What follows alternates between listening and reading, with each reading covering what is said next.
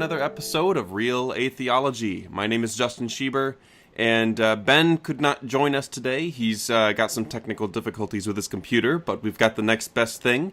A friend of mine by the name of Josh Parikh. Josh, tell us a bit about yourself. Sure. So I'm a student studying philosophy, politics, and economics at Oxford University. I'm a Christian. I've kind of had an interest in apologetics and philosophy of religion for quite a long time. So seriously for the last 3 years, kind of beyond that, probably kind of 7 or 8, but the last 3 more seriously. So yeah.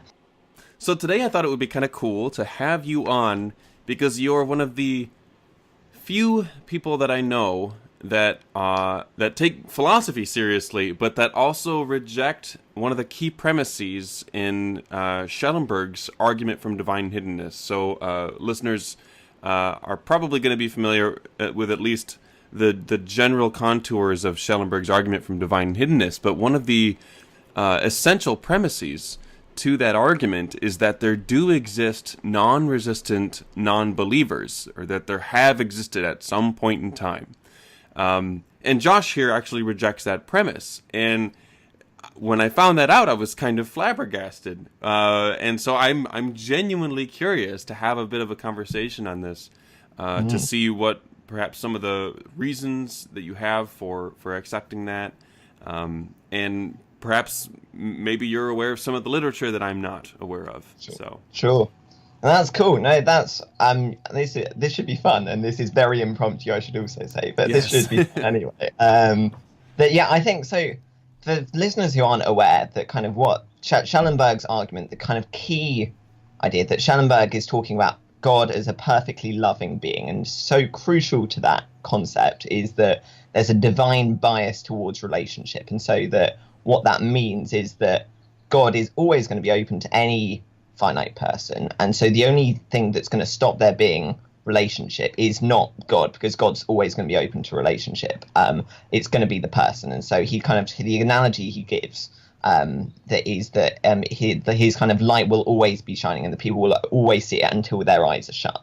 And so if the fact that then there are people who kind of seem to have their eyes open, but then the fact that they don't believe and that is a kind of necessary precondition for relationship with God, that means that's evidence against God, or in Schellenberg's formulation, it's deductively saying that it's impossible that God exists. So that he has a very strong formulation of the argument. That if there are, and he kind of, I think it's important to say how he kind of motivates it. And so I think there are a couple of ways he's trying to motivate it. So one is he has it in his kind of most recent work, which is one of his kind of bigger books, is the book called The Wisdom to Doubt, and it's kind of the middle book of a trilogy of his, and that he talks about particularly difficult cases. So one would be lifelong seekers, so kind of people like Justin, like kind of looking at the arguments, looking at philosophy of religion, like being like, well, I still don't believe. There are former believers, again, people like Justin, and the former believers that they believed for a long time, and then they were just like, actually, no, this just isn't real. And there are a huge number of both of these.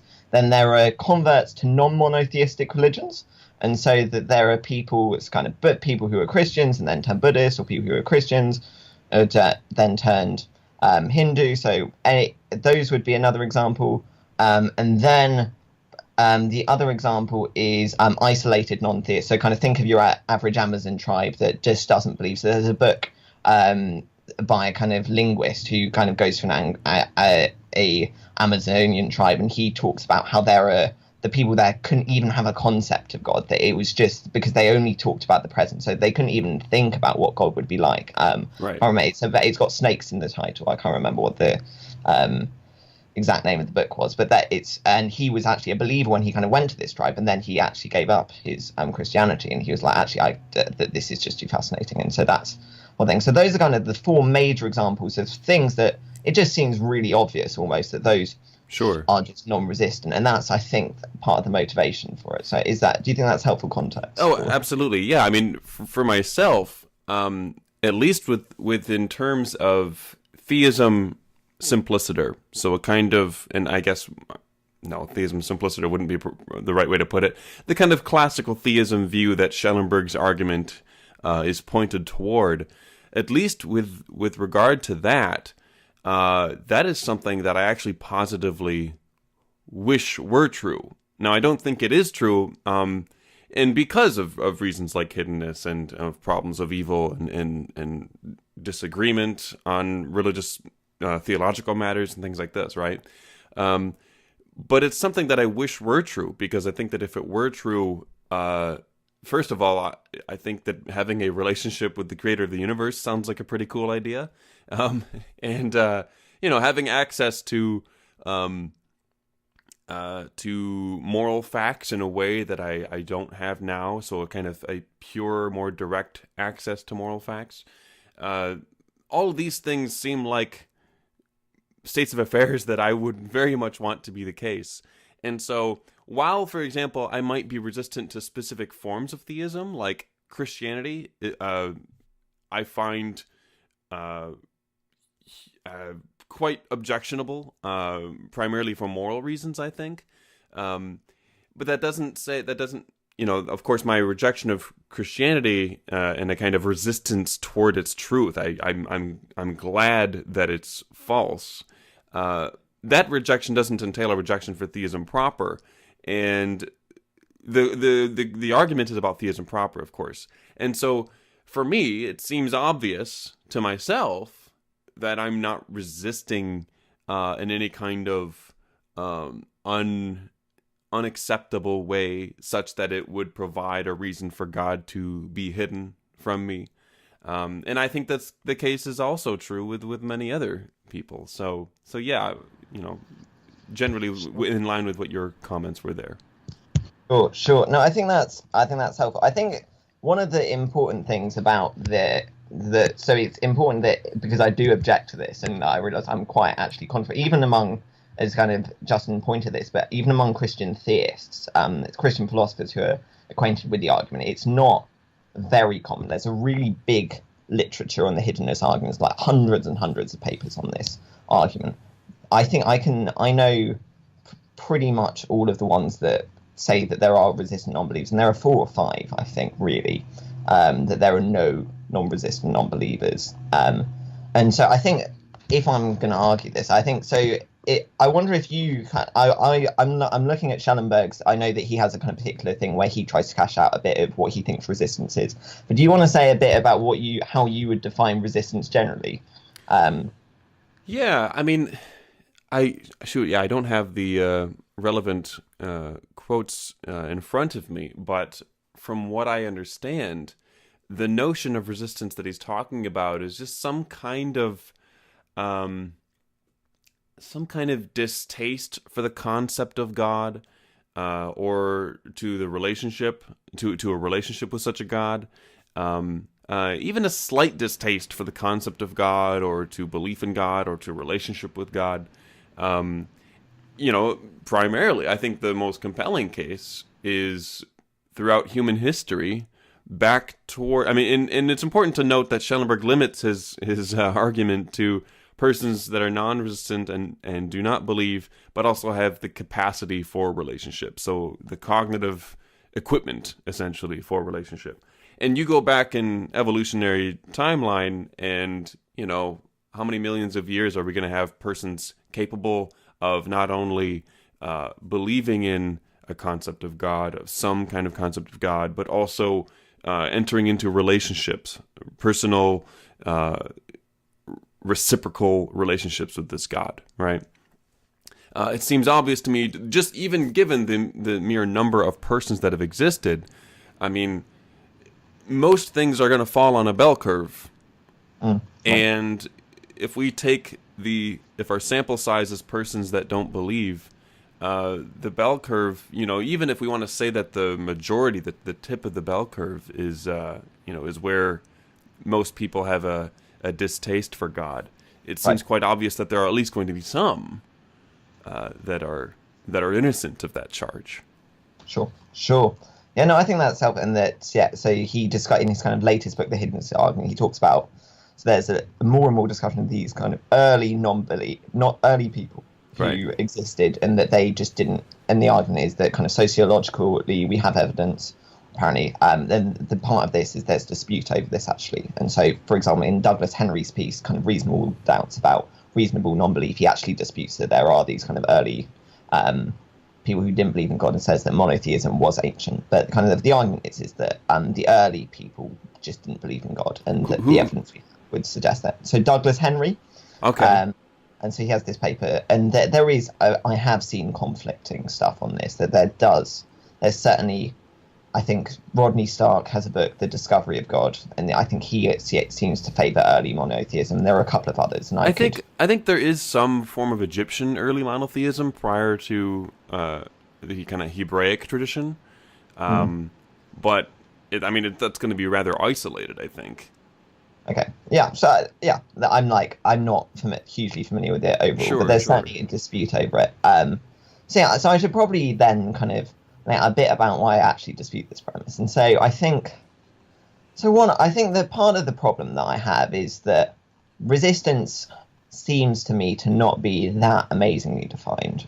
So that kind of specifically defined, even by Schellenberg. And so he has a little paragraph in the Hiddenness argument where he looks at defining resistance. And actually it's not that much. There isn't that much in the kind of literature. So for example, I was talking with a friend of mine, Corey, last night. So his definition of hiddenness is that people whose non-belief hasn't resulted from anything voluntary. And so I think that for one, there's a lot of dispute over whether you can be responsible for things that are involuntarily done. So for example, Robert Adams has this paper called Involuntary Sins, and he talks about all these different things where we tend to hold people responsible for, but seem to be involuntary in some sense. And so whether that's carelessness, whether that's anger, whether that's kind of being racist in disposition, and that there are lots of things that we tend to hold people responsible for, which are involuntary. So and then if you then say, okay, what is it to be your non-belief to result from that which is voluntary? And so I think this is where my argument would be that there's just a lot of different ways that you could be non-resistant. So you could be resistant even. So one would be that you kind of talked about a couple of ways. So one would be resistance to particularly God as the kind of classical theistic conception of God. I don't want a relationship with a perfectly loving being, and that's in it. Which to me seems to be even an epistemic sin of like, why would you not want to have a relationship with such a being, right? Like, it doesn't seem like there would be much else that could compete as the most irrational reaction to something. No, I agree. And so that's kind of part of the thing. So that might be one which is like particularly rational. There might well be people who said that, and I'm sure there are actually people, and you can think of your GNU-ish type on the internet who can be like, oh no, this is the worst thing ever, like why would I want that? And but there are ways that people object to that. So for example, think of Christopher Hitchens' kind of privacy objection that be like, oh no, like God's a North Korean dictator, like this is the worst thing ever. That might be one way that people object to God as God. So that's kind of classical theistic. We might then say that we might also have resistance to a de re concept of God. So this kind of I was at some kind of classes last year with Brian Lefdow, who's a very well regarded philosopher of religion and has written voluminous stuff, and that he did some classes on Hiddenness. So he talked about we might be resistant not just to God, but we might also be resistant to a de re concept of God. So suppose you're in the kind of an Amazonian tribe, but you might be resistant towards the ground of moral authority or the ground of truth. So that's a kind of another way. So even suppose that they think of a kind of silly example that suppose that I don't know who the Queen is, but then I kind of walk past the street and I'm rude towards this little lady on the street who's kind of really old, and I kind of shout at her or whatever. And that's actually the Queen. That's still me being resistant to the Queen, even though I don't know it's the Queen, and that I'm still resistant towards her. So that's one way, is being resistant towards the de re concept of God. And de re is a kind of philosophical term for stuff, but that's one way. Another thing might be resistance towards particular commands of God, and so this kind of so the example I gave in another instance was that suppose there's like a guy who kind of abuses his wife, like would give a really horrible example. So he abuses his wife, he's a really terrible person, but he's like, oh yeah, no, I really want to be with you, God, forever. That that's also helps in it to illustrate another form, but that he's like a really terrible human being, and he's like and abuses his wife. Can he be counted as resistant? I would say that's like properly like resistant, because he's resistant to commands of God. He's also resistant towards something that God really values. He's resistant and kind of treats God things that God loves with real disrespect, and that's something which is really culpable. And I could give one more example that maybe you could be resistant towards God in a kind of didicto sense. And suppose it is the case that Christian theism is true, as I do believe, and would offer arguments for that in another context. But that's not the point here. But suppose that is the case, or suppose Allah is real, whatever. If you're resistant to one of those two, if that would also seem to be culpable, suppose it's, and there are loads of reasons that people might be resistant to that, whether that's kind of particular entailments that Christian theism has, so particular doctrines that people are like, no, that's really horrible, or whether it's just saying, oh, this is too complicated, or this is kind of crazy in another sense. So those would be a couple of initial reasons, I think, that I would say that I think that resistance is at least more complicated than we initially think. So yeah, that's certainly fair. I'm still quite skeptical, though, that those that kind of family of resistances could account for all possible persons. So it doesn't seem to me like, so for example, one of the topics you brought up, one of the kind of subcategories of general resistance, is this idea where, you know, these people are just morally unfortunate people, right? They're you know, you brought up the case of abusing the wife. You know, anybody who's a particularly heinous individual, that makes sense, right? Like, we could understand a notion where someone is resistance to a kind of the general moral ideal, right? But of course, we also want to be sure, as philosophers, not to assume that God would create persons that are so easily lending themselves to moral weakness, right? It doesn't make sense to me why we should assume from the get-go that God has created persons like the kinds of persons on earth, wherein, especially if you go back just even 100 years, where the kind of cultural milieu was that, you know, women were less than men, and they needed to be quote unquote put in their place in all this, right? These patriarchal attitudes that were incredibly damaging, and we're still suffering from. Agreed. It's not clear to me. I mean, and then of course, if you know, to add credence to your objection there, the vast majority of human history that has been capable of relationship has been soaked in that kind of morally problematic assumption. So that, I think that's plausible. But again, I would caution against assuming that God would create those kinds of persons. It seems to me that if God is to create persons, he's going to create, at least to me, it seems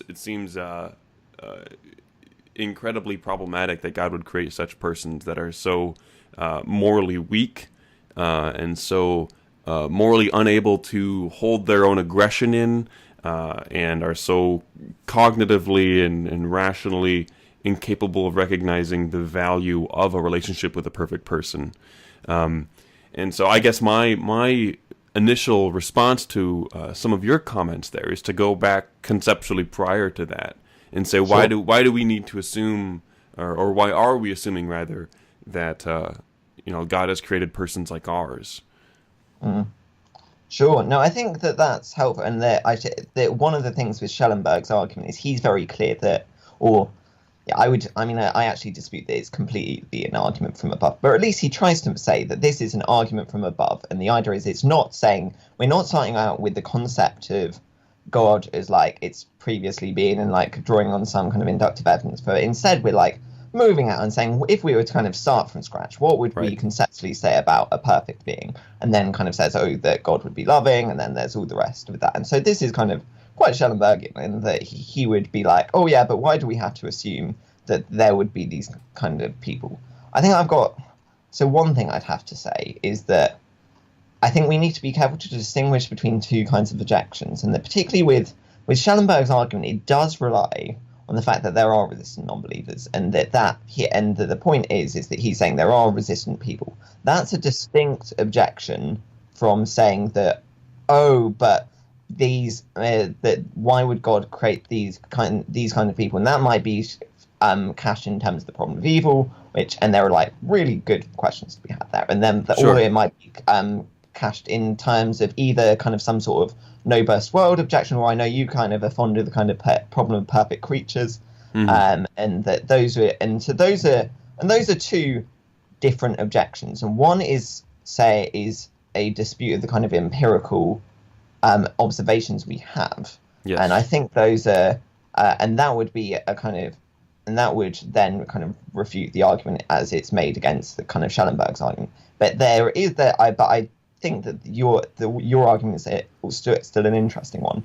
But if that is the argument you're making, then that kind of concedes the point. It certainly broadens the discussion to well, now we need to discuss these other arguments, right? Right. Now, I mean, that said, that's one of my initial responses, but Sure. I wonder how many people would find compelling the various subcategories of resistance that you've given as an explanation of every possible person that has ever existed that was also capable of relationship. I mean, you said you're pretty confident in that. I guess I'm I mean, excuse me for saying it. I don't get it.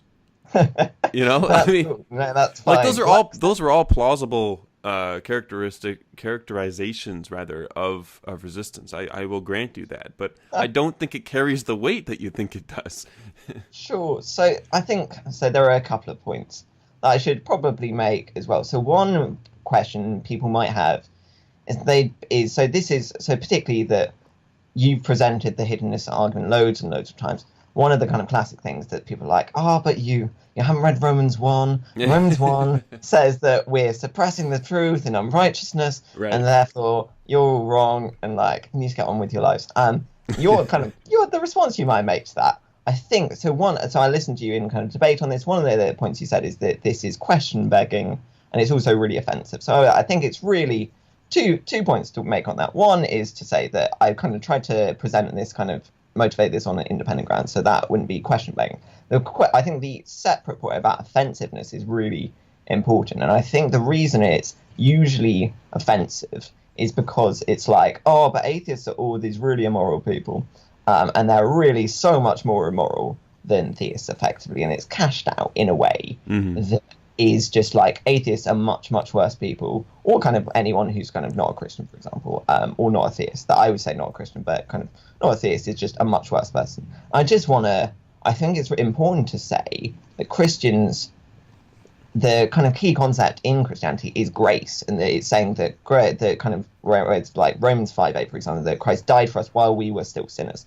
Or like, who are the people who are picked throughout the Old and New Testament? Someone like the Apostle Paul. What does he do before he's a Christian? He like goes around killing people. And he's not a great person. And like, I think it's one of the interesting things with it is that actually it's not to say that there are kind of resistant non-believers on the one hand, and then resistant and non-resistant believers. But actually, I would say that everyone is resistant. And then the fact that some people get to believe is just a matter of grace. And so that's, I think, is one of the things I'd say about it. The second thing I might want to say about it is that in terms of moral resistance, I think that's probably actually really, really broad. And I might motivate that in two ways. One would be that people everywhere, like there are lots of really bad things that we all do. So whether that's like, I could go to a coffee shop and I could buy a Cafe Nero, or I could give that money to somewhere like the Schistomyces Control Initiative, which like deworms people for 30 cents. Like, what's that? If a kind of moral thing that if I like in usual life did that, that I kind of walked past a starving child and I was like, yeah, I could like, or a drowning child, like, oh yeah, but my suit's going to get wet. So kind of like Peter Singer's example. Singer stuff. So like, so that's it. If I like, that's kind of absolutely reprehensible for someone to be like, oh, my suit's more important than the drowning child. But we do this the entire time. We like, we buy our Xboxes when there are starving children on the other side of the world that we could help otherwise. Sure. So that's kind of, and that's just one type of kind of moral resistance. That's really, really common as a type of moral resistance. The other point I'd make is that the best people we try to think of always have some sort of kind of black mark against their name. So, for example, Martin Luther King, who I have like massively admired, and like his is a massive inspiration to me a lot of the time. That I'm not just I'm interested in apologetics, but also am massively interested in kind of social justice issues. He's a massive inspiration to me. He also like cheated on his wife like quite a lot of times, and that's really terrible. Like really horrible thing to do. Or that kind of take a Gandhi, for example, who like huge inspiration to lots of people. But I mean, there's dispute of how much he was really involved with this stuff, and secondly, he massively neglected his son, for example, who then became an alcoholic and died really young. Or his wife, she needed a kind of medicine before she died. I can't remember what it was exactly, but he effectively said you can't have this medical treatment, and so she died, even though it was a really easy medical treatment for her to have. The point would be is that people who we think are moral exemplars a lot of the time usually have a little bit of dirt, or quite a large piece of dirt with them.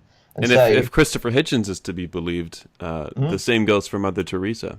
Right, so Mother Teresa, another good example that kind of, and that there's stuff that is to be disputed with her, and there is dispute of some stuff, but some of it does seem really bad. So I think it's, for example, that her being in cahoots with Haitian dictators, which is not great, and that there's also certainly dispute of kind of the effectiveness of her ministry or charity, and I think, and those are really good questions to have. So again, so really moral people.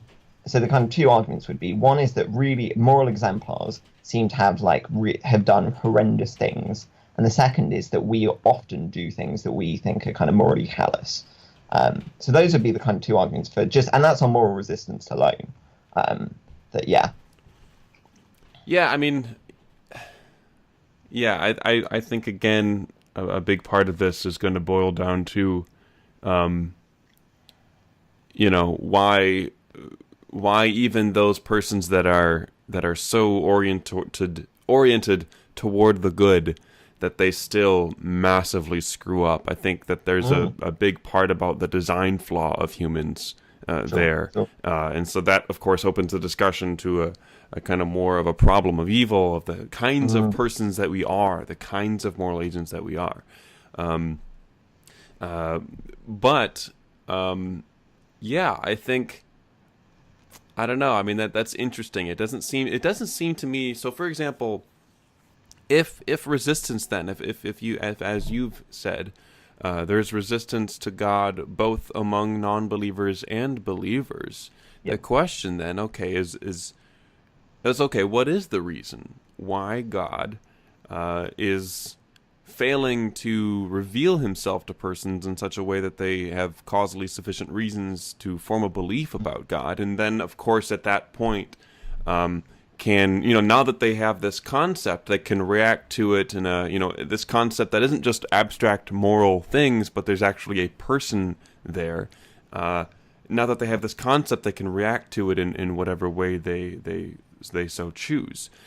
Because if moral gumption isn't the deciding factor of where God points himself toward, then it doesn't seem that it's relevant in the resistance question. If moral gumption is found in high degrees and in low degrees on all sides of the theistic spectrum, the question then becomes, well, then what is to explain the non-resistant, or rather the non-belief at all, I guess we could say. Sure. Okay.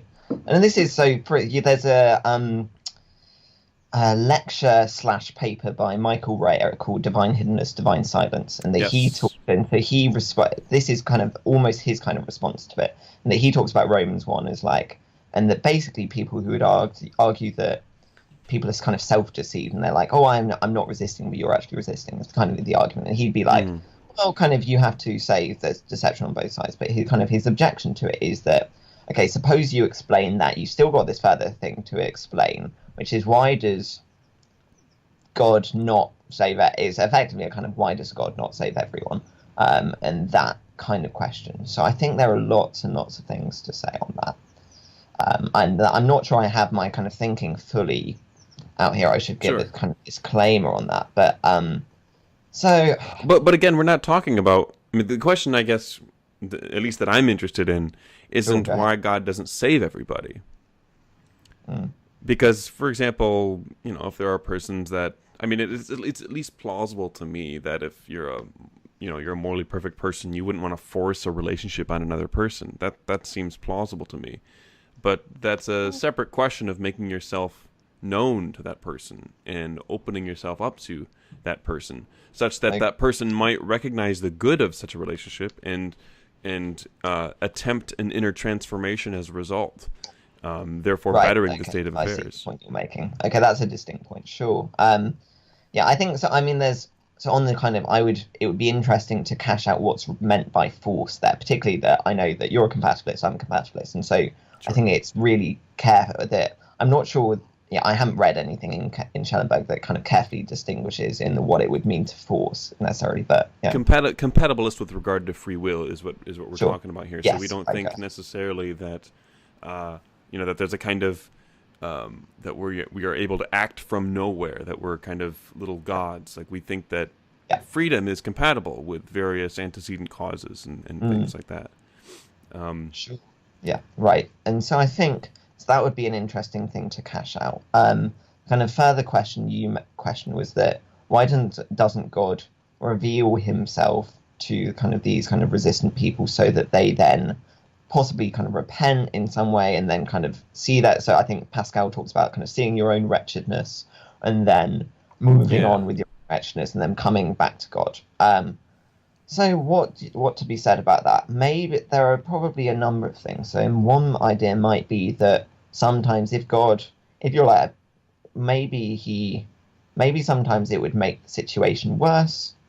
So for some people would kind of see God and they'd really resist God, and that would make the situation much worse. So that might be one thing. Maybe one point that I might make is, in terms of there's giving evidence. One would be how much has God done that already.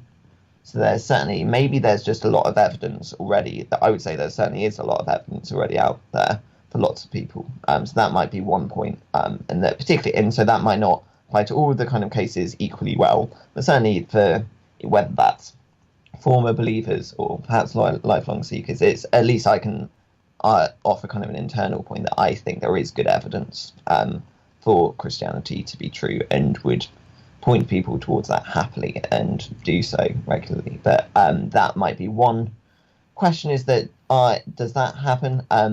I think that it would have to be kind of cashed out in some sort of greater goods. And so this is where I think Rhea is right, that this doesn't offer a kind of bottom answer to just saying that, okay, just kind of quoting a Romans 1, for example, just doesn't offer a bottom answer to this question. You have to then frame it in the context of an overall story that's plausible, and offer some sort of greater goods that God, or greater harms that God is avoiding. So either one of the two.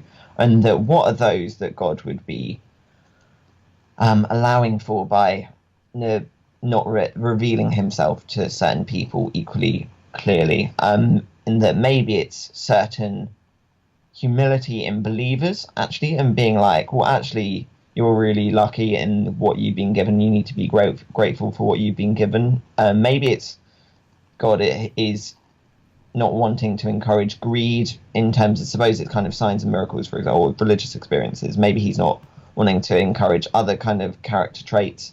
But I think it would be something I would have to go away and think more clearly what would be the particular things on each person that he would want to encourage. But that is partly where a lot of the literature is that God is trying to actualize certain goods. So, for example, Joseph Butler talks about God is trying to encourage a process of intellectual inquiry. Or Swinburne talks about, and Michael Murray talk about, God is trying to allow certain types of moral freedom through this. And I'm not saying that those. I think the Butler one is one I think is plausible. Not really sure about the moral freedom one very much at all, and similarly Yeah, one. I mean, I think the Butler one, with respect to the general notions of inquiry and encouraging people to find out intellectual and moral truths, for example, by putting in some effort into it. I think that that's fair, but I don't think that that is going to carry the weight necessary in this context. So I think that I think that, for example, some of the deepest intellectual and moral truths are going to be only accessible within the context of relationship with God. And so I think that insofar as that's a good thing, that's another reason for God to reveal himself to persons and to start that deeper exploratory journey. Moreover, I think that in terms of exploration of these non-resistant non-believers, these persons, it doesn't make sense to talk about, to encourage exploration when they don't think there's anything to explore. Right? Like, for example, like myself, it makes sense to say, okay, well, maybe there's a good thing in my exploring and trying to find out for myself whether or not God exists, right? But for example, those isolated non-theists who lack a concept of God, that's kind of asking, it's kind of like saying, well, it's good that they're exploring, but of course they're not exploring because they don't even have the concept to explore. So they're going to be exploring separate questions that don't touch on God. I think the isolated non-theists are the most difficult case for the inquiry case, but that's I think partly so. For Travis Dumsday, when he talks about the hiddenness argument, he says that you don't want to cover it with like one thing. You try to have a kind of cumulative case of responses which cover it, and that means you have to. That also, I think, sometimes people aren't targeted and just kind of offer a lot of responses, which then might cover the same type of non-resistance. So that's why I tried a couple of different ones. One would be the moral resistance. One would be the kind of DeRay resistance. There's a kind of similar one in the area, which I'd offer in another context. But I think at least, even if it covers some non-resistance, that's a good thing. And I think it probably covers quite a lot of non-resistance. And sometimes, suppose there's also, for some people who don't think inquiry is worth pursuing, there might be a kind of culpable reason for believing it's not worth pursuing. So that might be they culpably just kind of dismiss it, either due to arrogance, or perhaps it's due to carelessness, or due to something else. Or I'm sure you'll see on the internet kind of people will be like, oh, it's kind of theists are all stupid, or they're kind of all immoral, and they're kind of, it's obviously not even worth considering as a question. Whereas you would disagree and be like, actually, this is really worth considering as a question, and that I think it's wrong for X and Y and Z reason. But like, it's certainly a question worth pursuing, and that it's like epistemically important that we do so. So that might be part of it, is that some people who don't pursue inquiry do so culpably. So one of the interesting things about Butler's chapter so he's got this book called The Analogy of Religion. So it's written in 1736, and he's got this chapter on why isn't the kind of evidence more obvious, and that he just gives a lot of different ways in which we might fail to properly pursue inquiry, and how those might all be differently culpable. So whether it's kind of carelessness before the inquiry, or he talks about perhaps we might need to prepare ourselves in certain ways for the inquiry. So we need to understand certain philosophical concepts and prepare ourselves properly for that. So yeah. Okay. So I think that some of these issues that you bring up are certainly interesting questions, but I don't know that they cut to the heart of the hiddenness argument, and by that I mean I don't know that they provide. I don't know that the account of resistance being interpreted in this broad way is going to be able to avoid the hiddenness argument. And my reason here is for saying that a lot of the time, the things that fall within the broad understanding of resistance that you are discussing are not things that would prevent any authority from being open to a relationship with their loved ones. So, for example, I think that a lot of time when it comes to, the more, I hate God kind of, like brand new atheist person, right? That came out of a perhaps a damaging religious household, or perhaps they were convinced by some website somewhere or something, right? And they read Christopher Hitchens or something, right? I think that a lot of time what's going on here is conceptual confusion about, and not for lack of trying. It just might be that they don't have the proper tools. They're not trained as careful thinkers and able to parse different concepts, right? So, for example, it might be that they find the whole idea of vicarious redemption deplorable, right? And I would agree with them, but that's not a reason to be grossed out by the concept of God, right? That's a reason to be perhaps grossed out by a particular Christian doctrine articulated in a particular way, right? And so, for example, like a parent, right? Like, Schellenberg often employs this kind of parent-child analogy to think about what we would expect from a perfectly loving parent. And insofar as we expect something from a particularly loving parent, we'd expect even more from a perfectly loving God who has no limits on power or resources. So for example, if we have a parent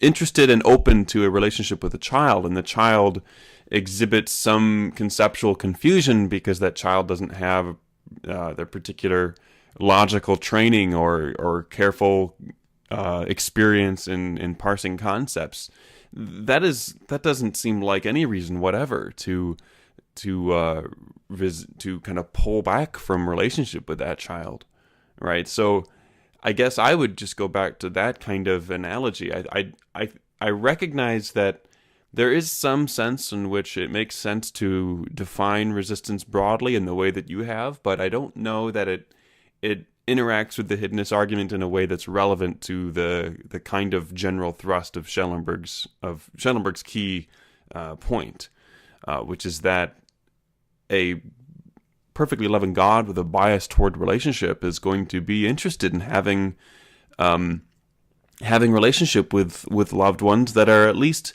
willing to, if they were thinking properly about it, and if they had, these various different abilities to do this, right? And perhaps that's modifying Schellenberg's argument, but I think it's an interesting thought, because I certainly don't think that if I had a child and they were conceptually confused about the obligations of a parent, that I would run away or something. Like, I don't think that would be a proper loving attitude, and so too I think it would be the case for a perfectly loving person who's created the very arena in which these created persons work themselves out. Sure. No, I think this is a really interesting question, actually, and it's a point, because I think resistance isn't properly or defined in the argument. I think it's a really interesting question that because it actually should God actually be open to resistant believers because it seems like kind of, so Schellenberg has this response to general responses called accommodationism, which is kind of laid out a bit there, which is that God is really resourceful. He's in fact infinitely resourceful, and so he's gonna do whatever it takes to always be in a relationship, and that with a kind of a non-resistant non-believer, and that regardless of the other goods possible, and so he'll always try and do it. And I wonder if that does apply to resistant believers as well, and it's unclear to me at least why not. It wouldn't apply to them. As to then why that doesn't undermine why they're not hugely kind of thrown into doubt about Christianity, I think there are lots of things to say. One is that maybe there are just other goods that God can allow while people are being resistant. Maybe that allows for different kind of relationships, so people can be friends with non-believers, and even if they can't be friends with God in the same way, that might kind of allow human relationships which are important. Sure. Or maybe there are certain manifestations of kind of God's attributes which God wants to allow, and so whether that's kind of particular displays of mercy or other stuff, and that's what God wants to manifest, and that might be another reason. And the kind of second point is that it's a point I've made on accommodationism elsewhere, but basically I just don't think so. He talks about it in terms of resourcefulness always towards relationship. But if God is like really resourceful to the ultimate good whatsoever, so maybe he can actually use all of these. He's so resourceful he can use resistant non-believers to accomplish his purposes anyway, and that he could do something really amazing with resistant non-believers, and he could do something really amazing with all these other situations. So I feel like you can just play in reverse. And I don't think you can make that move. so what would be reasoning? Insofar as we can identify some acts, some great good that God might be able to use, toward which God might be able to use these non-resistant believers for, it seems that the infinite resourcefulness of God would rather point to God being able to reach that without having non-resistant non-believers. I think that's the point that's being made here, is that that we don't need to keep people in the dark. We don't need to keep them in that kind of unfortunate state of affairs where they lack a relationship with the best possible thing.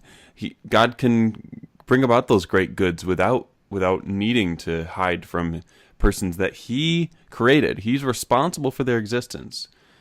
And I think that's a big part of it too. I think that, this is a part of Schellenberg's reasoning, is that by creating persons, God has narrowed the kind of realm of plausible behavior of a morally perfect person. That kind of, it limits you. It narrows down your plausible actions as you go. Sure, and I think so. My response would be that. So one of my responses. So I think there's lots of things to say on this. One would be that I just think. So suppose you do something that I think redeeming really broken things, it might be something really, really beautiful. So that might be one thing. And so that being able to use things which seem kind of really terrible and actually bring out an amazing good, and in fact, something even better. So redeeming itself would be a great good, you're saying? Redeeming it for some greater purpose, and that I don't want to kind of be too committal on what that means. But like redeeming really broken things can be really beautiful, and so whether that's kind of restoring kind of kind of silly example, suppose it's like restoring St. Paul's Cathedral after World War II is like really cool, and it's like yay, it's like restored now, and that's really great. Or like overcoming kind of problems. So you kind of see I think there's a famous video of a guy whose kind of legs is pulled during a kind of 100-meter final in the Olympics, and then his kind of dad comes down and he kind of does the kind of last 100 meters with him, and it's really cool, and everyone's like, oh, it's so inspiring. And so do you think that redeeming is like an intrinsic good then? Like there's actual value to the... So I guess what do you think grounds that? I mean, that's like a whole question of value, which I like. My kind of theory of value is something that I would need I need to think about more, really, and that maybe it's some sort of, a friend of mine is working on a dissertation on one theory of value, and it's kind of what God desires, which kind of might seem arbitrary, but like ultimately we're all left with something arbitrary. Whether it's kind of suffering is good, that he was kind of say is what God desires is good. Maybe it's kind of some sort of resemblance of God, and that God is a kind of redeemer type, that's a good thing. So maybe that's the theory of value. But like that's some sort of thing. So yeah. So I think that, like, for example, Robert Adams' writings in Finite and Infinite Goods, he's talking about these various goods. These various finite goods are good because they approximate or loosely resemble some fact about God. Given that God is unchanging, and given that God does not grow in moral character, there does not seem to be any basis, at least on his view, at least on my understanding of his view, rather, for the goodness of development of moral character, of redeeming, the rebuilding the church after World War II kind of thing. That's not an intrinsic good. It's only good in a world like ours, where we're like, oh, it would be good to have this to be a better thing than it is right now, right? Sure. Sure. But that I mean, change isn't an intrinsic good. yeah, I mean, so I would say it is an intrinsic good. And so then Okay. the question is, how do I ground that? Which is like a really I mean, there are lots of options. One, maybe we need a broader class of what it means to resemble God, and that it resembles God in kind of God's loving character. Or kind of redemption does that in some sort of sense. And I don't know. That might be one way. You kind of have to think about it more. So that might be Sure. one way it works. Another way might be that actually maybe a kind of different theory of value is correct, and this might perhaps that. And there is a lot of kind of different theistic versions of meta-ethics, whether it's kind of divine command theory, is kind of Robert Adams puts it forward, or it's divine motivation theory, is kind of Linda Zagzebski, or kind of my friend Alex Ratti, and he's kind of got this theory kind of based on God's desires. Maybe it's just there's a kind of different one, but I feel like maybe it's just a kind of token version of some broader type good. So whether that's love or something else, but like I'm not sure right now, Sure. and am I hugely bothered? I'm not sure it's kind of worst thing or not, but yeah. Yeah, no, that's certainly fair. Sure. Well, Josh, thank you so much for joining me for this conversation. It was again, as we already noted, it was impromptu. Sure. I just literally woke up and I was like, you know what? We haven't done an episode in a while. Ben can't do it this weekend, so let me call up my buddy Josh and we'll Sure. and I'll harangue him about some of his views. So Yeah, okay. It's great. No, thanks for inviting me up. It's great fun. Absolutely. All right, man. Take care.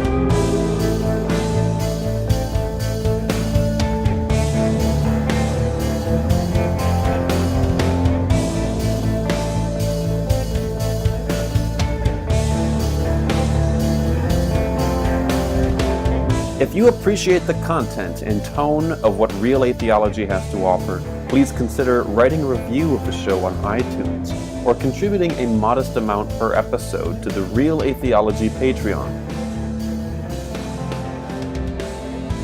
Real Atheology wants to thank the following patrons: Matt Smith, Matt Yellen, Richard Kane, Jeremy Sears, Brandon McCleary, John Danaher of philosophicaldisquisitions.blogspot.com, Jason McLueta, Evan Wirtz, St. Nimbus, Bob April, and Alexander Songe. Thank you for listening.